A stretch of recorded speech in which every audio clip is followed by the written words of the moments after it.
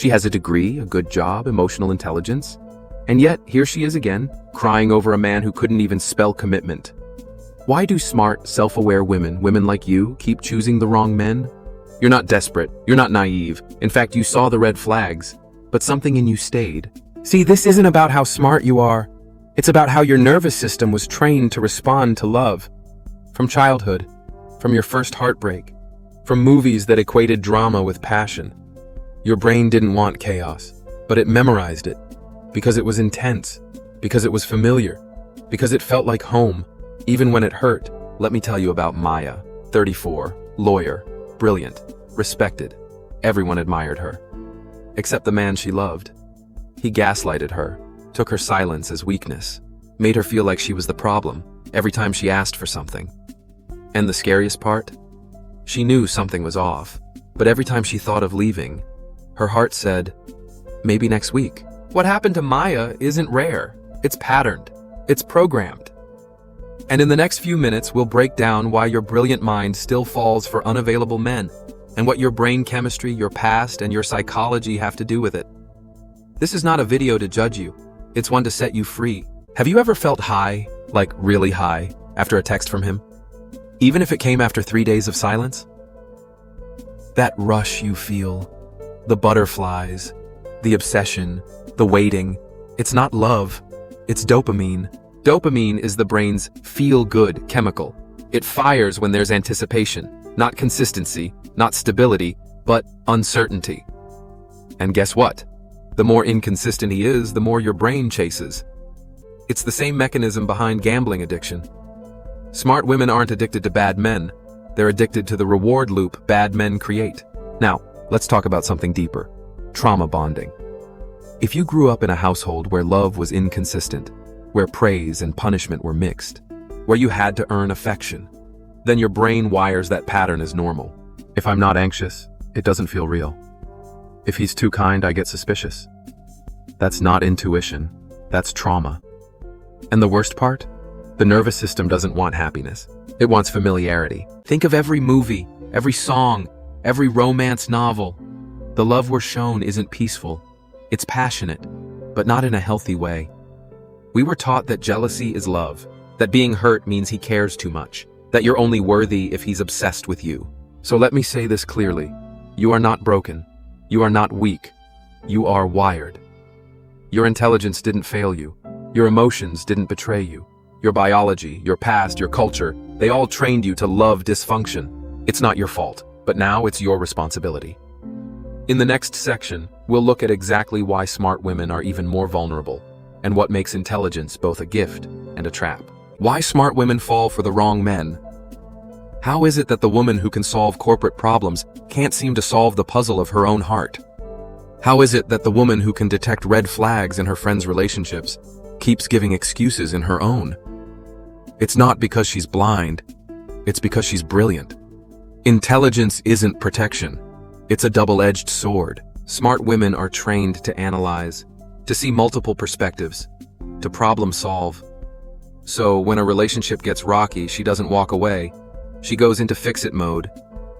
She thinks, maybe he's acting distant because of childhood trauma, or he pushes me away because he's scared to be vulnerable. She doesn't leave the pain. She tries to understand it.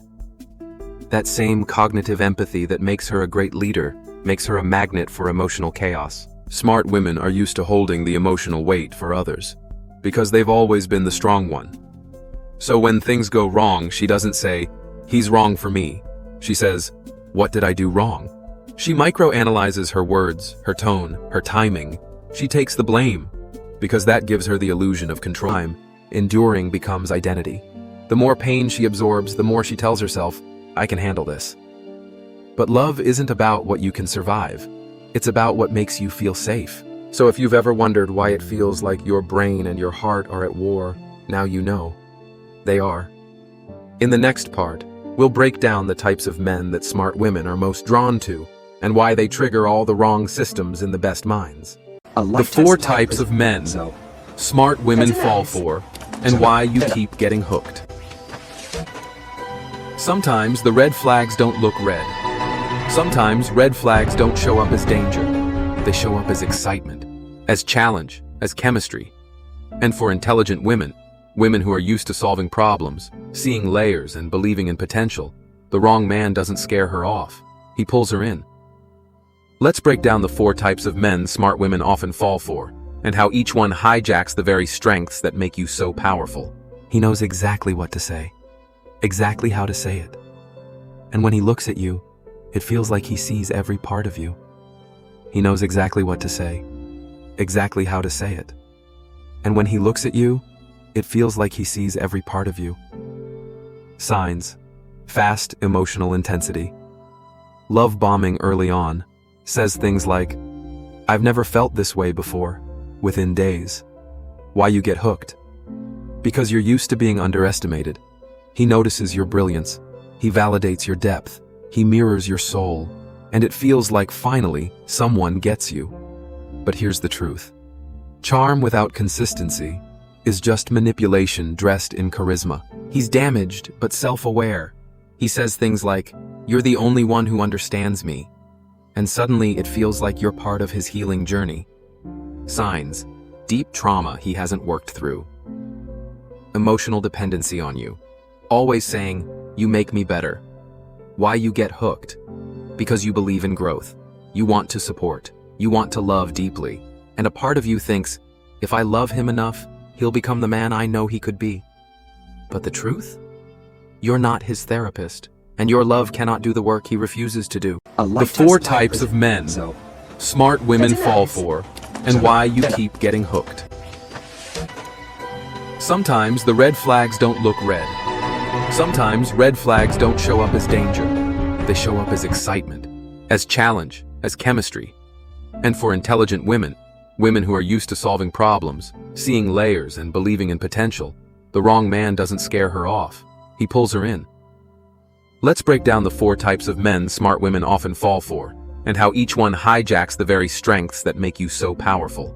He knows exactly what to say, exactly how to say it. And when he looks at you, it feels like he sees every part of you. He knows exactly what to say, exactly how to say it. And when he looks at you, it feels like he sees every part of you. Signs: fast emotional intensity. Love bombing early on. Says things like, "I've never felt this way before," within days. Why you get hooked? Because you're used to being underestimated. He notices your brilliance. He validates your depth. He mirrors your soul. And it feels like finally someone gets you. But here's the truth. Charm without consistency is just manipulation dressed in charisma. He's damaged but self-aware. He says things like, "You're the only one who understands me." And suddenly it feels like you're part of his healing journey. Signs: deep trauma he hasn't worked through. Emotional dependency on you. Always saying, "You make me better." Why you get hooked? Because you believe in growth. You want to support. You want to love deeply. And a part of you thinks, if I love him enough, he'll become the man I know he could be. But the truth? You're not his therapist, and your love cannot do the work he refuses to do. 3. The avoidant intellectual. He's sharp, deep, philosophical. You have long conversations, mental chemistry, ideas bouncing.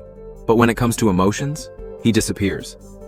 Signs: can explain the universe but avoids explaining how he feels. Seems emotionally detached, yet romantically intense. You feel like you're always the one investing more. Why you get hooked? Because he stimulates your mind, but leaves your heart confused. And somehow you've convinced yourself that his silence means depth. Reality check. If someone constantly makes you question your worth in the name of complexity, it's not emotional intelligence. It's emotional avoidance. 4. The chaos architect. With him, every moment feels cinematic. You fight hard, you kiss harder. It's passion, intense and raw. Signs: emotional roller coasters. High drama, even over small things. Addictive cycles of conflict and intimacy. Why you get hooked? Because your nervous system confuses intensity with intimacy. The highs are so high, you start tolerating the lows. But hear this. Love is not meant to feel like whiplash. Real love feels safe, not dizzy. Knowing isn't enough. You have to believe you deserve more. You may recognize yourself in one or all of these types. And becoming aware is the first step. But the deeper question is this: why do I still believe this is the best I can get? How to break the pattern, how to rewire your instincts, and how to finally stop fixing others so you can start choosing yourself. How to break the pattern. Rewiring your heart for healthy love. You're not broken. You were trained to love pain. You're not broken. You're not naive. You were just trained by your past, by your brain, by society, to mistake emotional chaos for connection. But here's the powerful truth. Anything that was wired can be rewired. Step 1. Awareness isn't enough. You need nervous system safety. You've already done the hardest part. You see the pattern. But insight without safety won't change your choices. Your nervous system doesn't care how smart you are. It only cares if something feels familiar. So if love has always felt like walking on eggshells, peace will feel boring, even unsafe. You have to teach your body that calm is not danger, that slow is not indifference, that being respected is not too good to be true. Step 2. Build new internal standards. Stop asking, does he like me? Start asking, do I feel safe, seen, and at peace around him? Write down what safety actually looks like for you.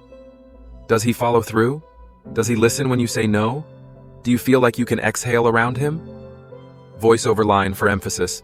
Attraction is a spark, but standards are the fire that keeps you warm. Step 3. Let go of the fantasy of what could be. One of the hardest things smart women struggle with is letting go of potential. You saw who he could be if he healed, if he communicated, if he changed. But what he could be is not who he is. And you deserve love that exists in reality, not in your imagination. Step 4. Choose yourself, not as a slogan, but as a practice. Choosing yourself isn't a quote for your Instagram bio. It's a daily decision. It's leaving when your needs are minimized. It's saying no without guilt. It's letting peace feel like passion. And every time you walk away from someone who brings pain instead of love, you're not losing. You're reparenting your nervous system. You're rewriting your story. Healing isn't about never falling again. It's about recognizing the floor faster and choosing not to stay there. If this episode resonated with you, you're not alone. We'll explore even more in part 6, how to attract emotionally available love without losing your depth. You're not too much. You were just loving in the wrong direction. What if I told you you were never asking for too much? You were just offering too much to someone who wasn't ready to hold it? Your depth isn't a flaw. Your love isn't a mistake. Your softness in a world that taught you to be hard is your greatest strength. You didn't fall because you were weak. You fell because you hoped. You believed, you gave fully, recklessly, beautifully. Forgive yourself for the times you stayed too long, for the texts you shouldn't have sent, for shrinking your needs to fit inside someone else's comfort. None of that made you foolish. It made you human. It made you aware. And now, you get to choose differently. Awareness is not pain. It's freedom. So the next time your heart starts to fall, pause and ask, is this love feeding me or draining me? Does this feel like home or like survival? You are no longer available for emotional crumbs. You are not here to save. You are here to love, boldly, wisely, without apology. Your healing is not loud, but it is holy, and it starts with you. If this episode touched something inside you, share it with a friend who needs to hear it. And remember, you're not behind. You're just waking up.